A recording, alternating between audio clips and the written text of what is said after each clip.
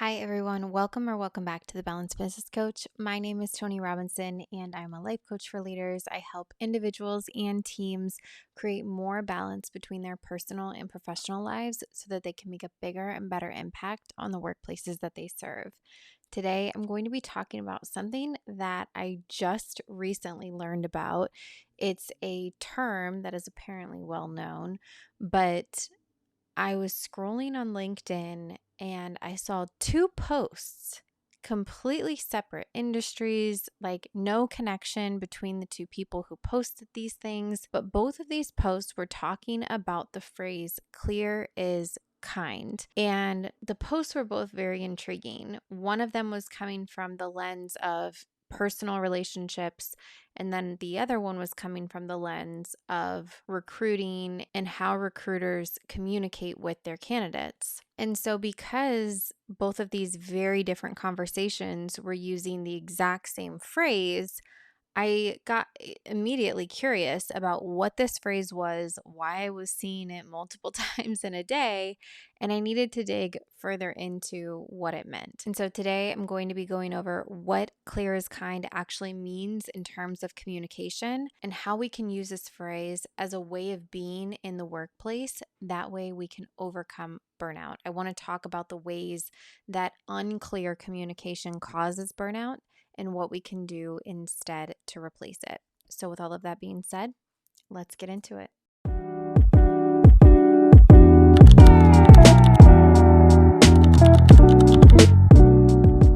All right, so to back it up just a little bit, Brene Brown is an author, a keynote speaker. She's incredible, but she speaks about this term, clear is kind, unclear is unkind, in her book, Dare to Lead. And in the book, she talks about how she asked senior leaders what was needed in order to change the way people were leading in this very rapid, complex, ever-changing workplace environment that we are in right now. And a lot of the leaders that she talked to said we need braver leaders and more courageous cultures.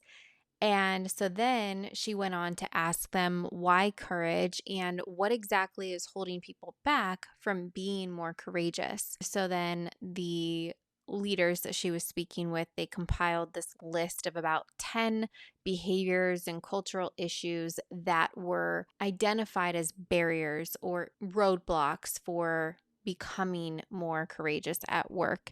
And the greatest concern among all of these leaders who she was speaking with, they said that one of the biggest reasons why we're not seeing more courage in culture or why we're not seeing better leaders is because leaders are avoiding tough conversations and they aren't giving honest and productive feedback. So after I learned this, I started thinking about a lot of the information that I share on leadership tips and just how to be a better leader. And one of the primary suggestions that I always have is communication, building trust, and making sure that you give positive or negative feedback whenever it is deserved. And the reason for that is because there is such a huge ripple effect that happens when you don't communicate well or when you don't communicate directly, clearly, when you don't give feedback when it is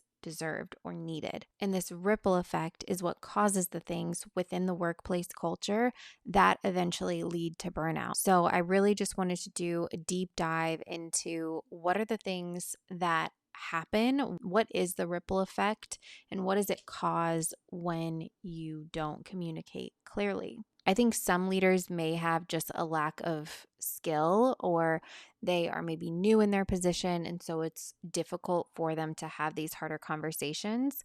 But I think the underlying theme that I see in a lot of people is that so many people don't like confrontation. They don't like to feel like they're hurting someone's feelings. They want to be nice. They want to be respectful and polite.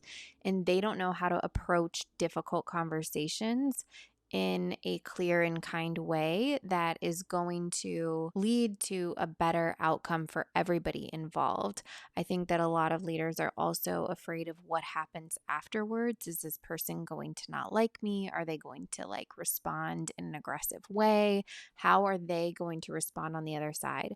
So when having this conversation about clear is kind, having clear communication is kind, it's so important to know that this isn't just on the person who's giving the feedback. It's also on the person receiving it. Receiving feedback in a kind way, in a respectful way, is just as important as giving it in a clear, kind, and respectful way. Because the better you respond when you get feedback, when you are on the receiving end of feedback, the more people are going to feel comfortable giving it to you in the future.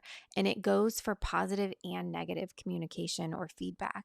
If you are somebody who is always turning down compliments or, just kind of brushing them off, or even getting passive aggressive, it's about time somebody notices, those are the things that are going to make people stop giving you positive feedback. Or if you are the type of person who you're receiving some sort of constructive feedback and you're very defensive and you get super angry, or maybe you just shut down and, kind of act angry or upset, and it makes the person on the other end feel bad for giving that to you, they may not be as likely to give you that feedback in the future. Because at the end of the day, feedback and communication in the workplace should always be in the best interest of the organization, of the team as a whole. It's always about getting a better outcome. It's never personal. It's never about you as a person.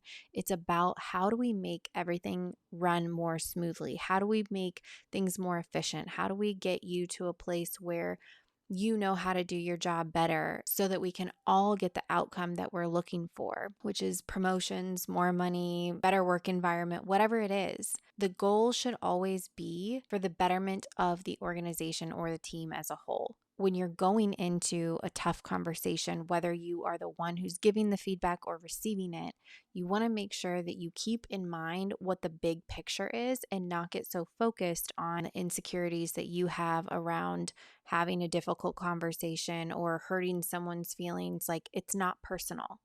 This is a workplace. The reason you are there is to get results, and you cannot get the best results unless you have clear, honest, open communication and give clear, honest, and open feedback. So again, don't sweep things under the rug thinking that it's going to make things easier on you. Those things are always going to come back and bite you in the ass in the end. So deal with it head on to begin with. It is going to make things easier for you, for the employee on the receiving end, and for everybody all around you. It's really unfair to other people if you don't deal with issues head on. Deal with the issue. Otherwise, negative consequences are going to happen in the culture, in the workplace itself. So I want to give you a list of 3 really big things to look out for when you are not communicating clearly, kindly, directly, respectfully. What is the negative outcome if you are not doing that? And how is that exactly leading us to burnout?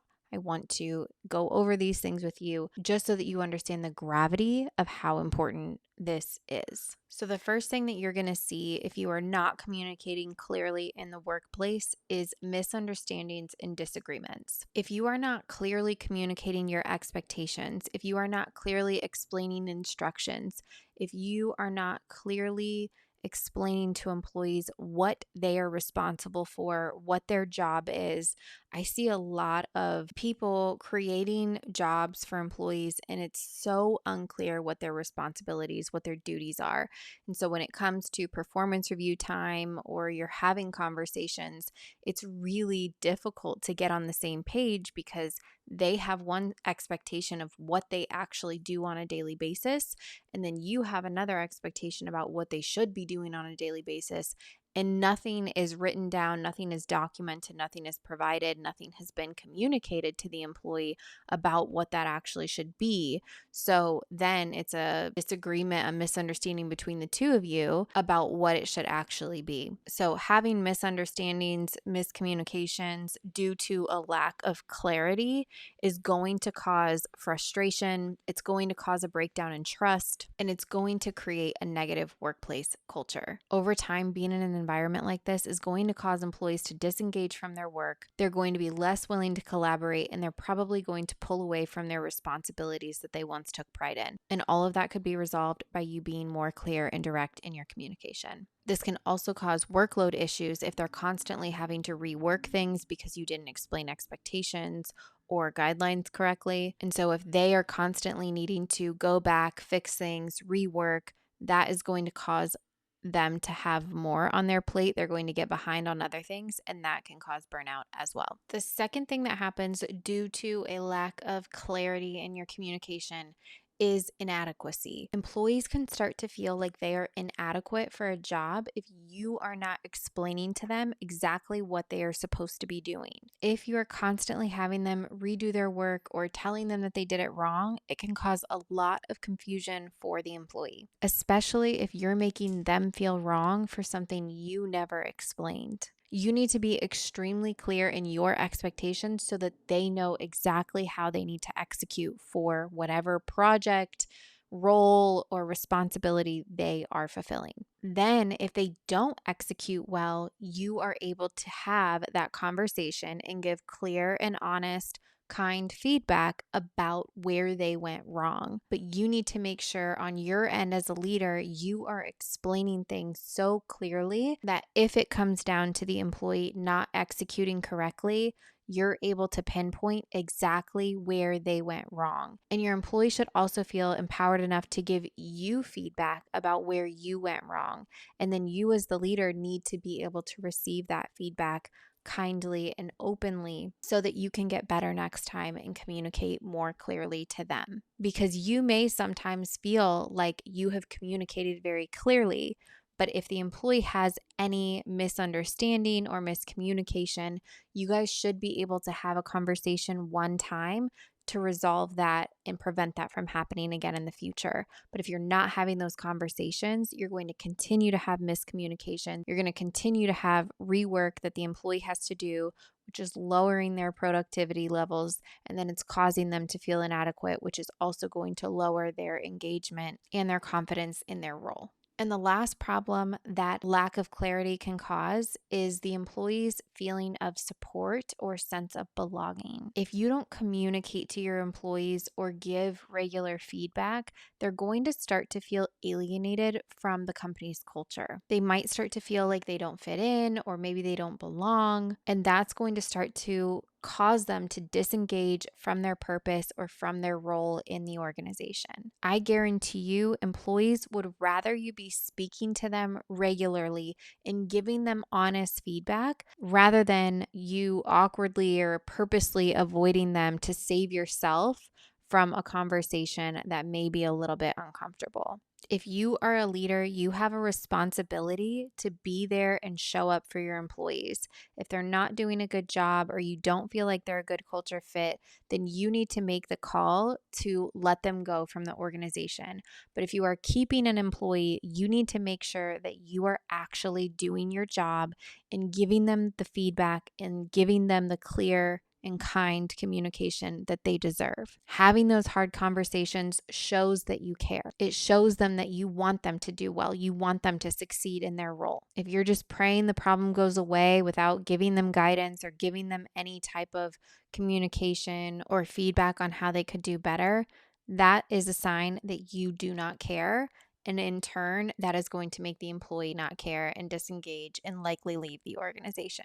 I actually used to have a boss who would purposely ignore employees or disengage from them, not communicate with them, be very vague with them so that they would eventually leave. He would try to alienate them and make them feel so inadequate and make them feel so alienated from the culture that eventually they would leave so that he did not have to fire them. And that was appalling. If you are that afraid of having conversations and communicating with your employees and giving them feedback, you are absolutely not fit to be a leader. So, with all of that being said, that is really what I wanted to talk about today. Being clear is extremely important when it comes to being a leader and to being effective in your role as a leader. It is one of the main driving factors to your employee success.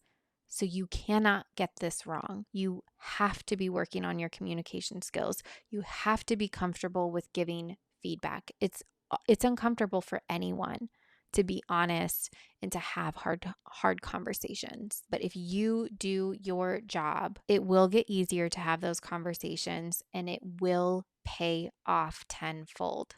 I also put together a list of 4 other episodes that I have done on best practices for leaders. I think that all of these are going to be really helpful. One is 5 things that leaders do wrong. Another one is about how to build trust with your team. So as you're starting to learn yourself how to communicate with your employees, you want to be building trust with them in different ways. And that video is really helpful for that, because when you start to communicate with them, if there is a lack of trust or there is some breakdown in trust that has happened from the past, you're going to want to try different routes of building trust with them before you just start like gung ho giving feedback, because they may not take it in the way that you want them to. They may not receive it in the best way. So make sure that you are building that trust first. So that video is going to be really helpful. And then I also have a video on 5 tips to improve workplace culture. This is going to be, again, just like the building trust video. It's just important that you're working on building the culture, that you're creating a positive work environment while simultaneously giving the feedback. You can't just willy-nilly start giving feedback if you never have before. And if there's already a breakdown in your culture, you really want to start from the ground up, start creating a more positive work environment, start building that trust, and then simultaneously be working on communication and feedback slowly.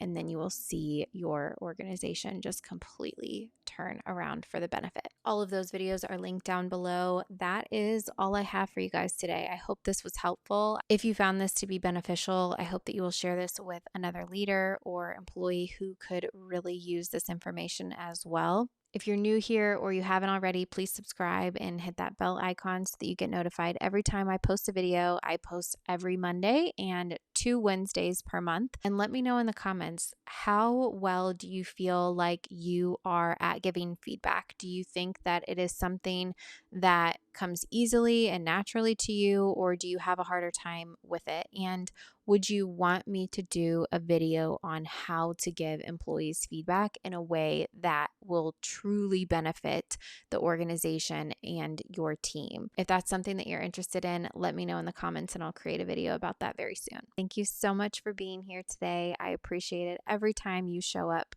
to my channel, to my videos. It means the absolute world to me. I hope you have an amazing week ahead, and until next time, take care.